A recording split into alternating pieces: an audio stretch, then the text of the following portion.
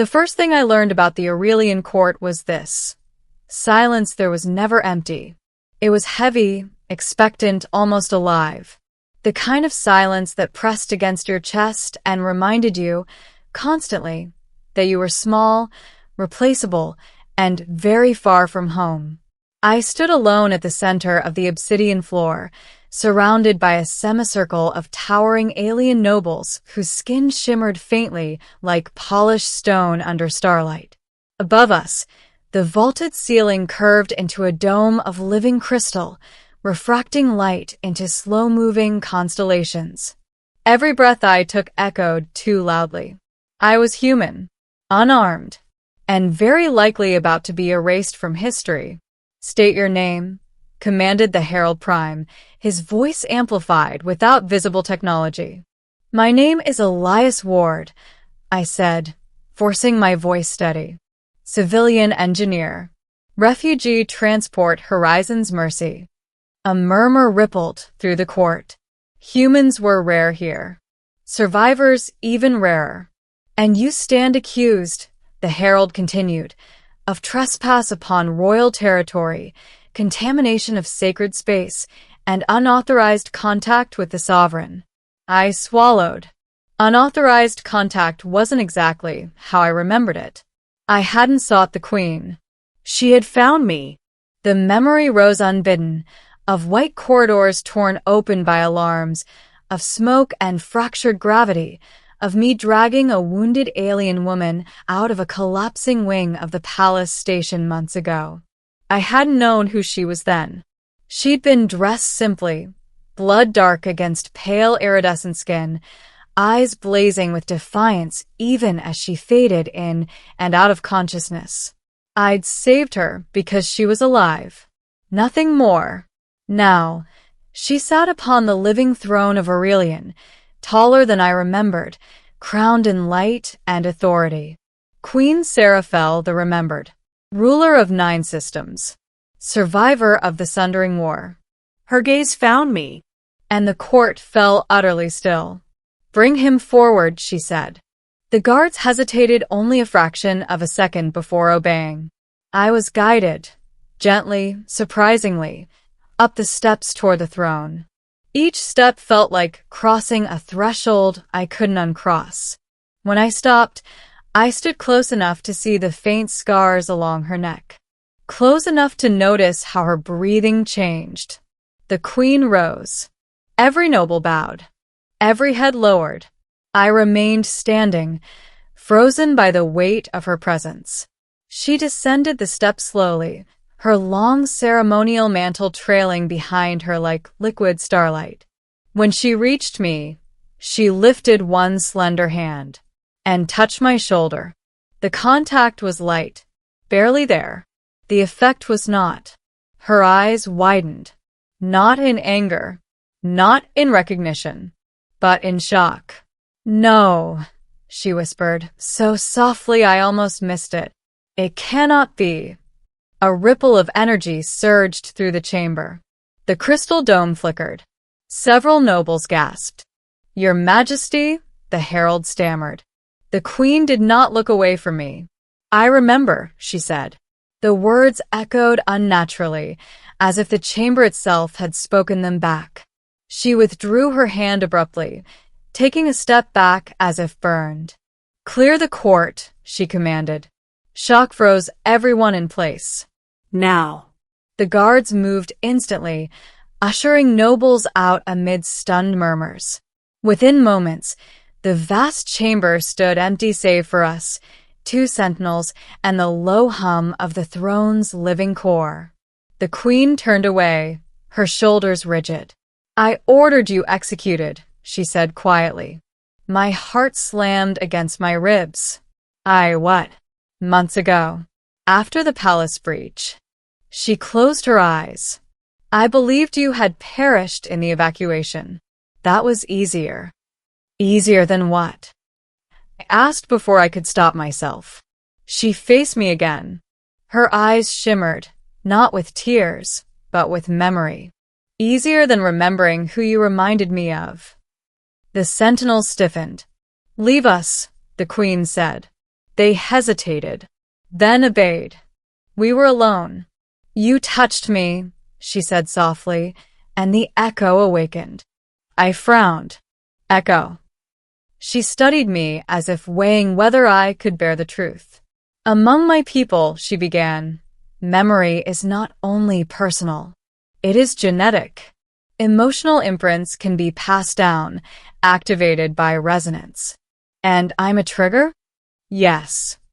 She inhaled sharply. You look like him. The chamber seemed colder.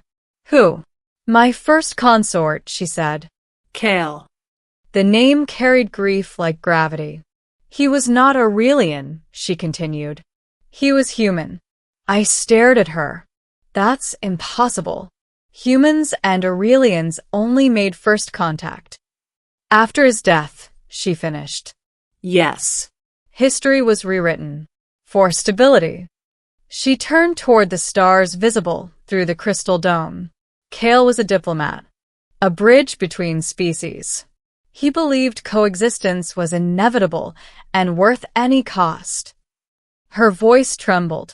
He died protecting me during the first assassination attempt. I was not yet queen. I thought of the way she'd bled in my arms, of how she'd clung to consciousness through sheer will.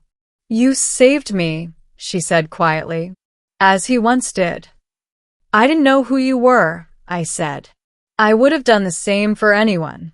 Her lips curved into something dangerously close to a smile. That, she said, is exactly what he used to say. Silence stretched between us. What happens now? I asked. She looked back at me, eyes sharp again. Queen once more. Now, the court believes you are a threat.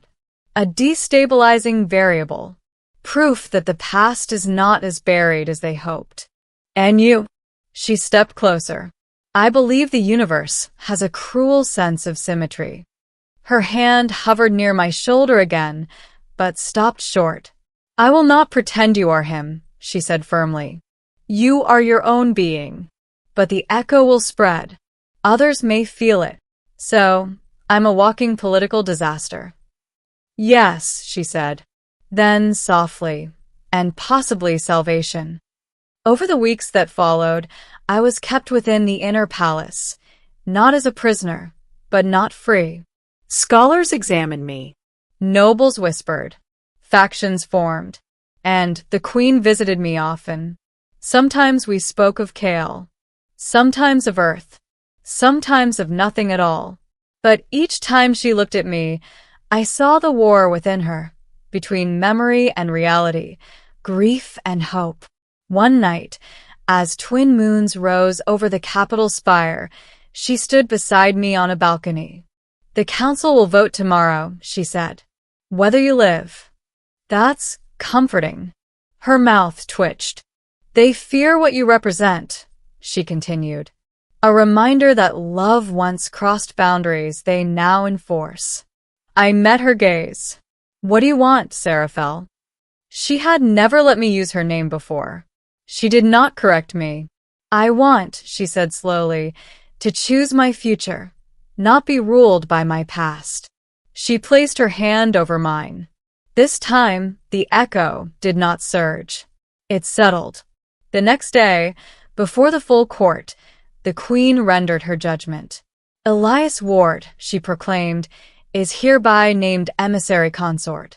The chamber erupted. A role dormant since Kale's death, she continued.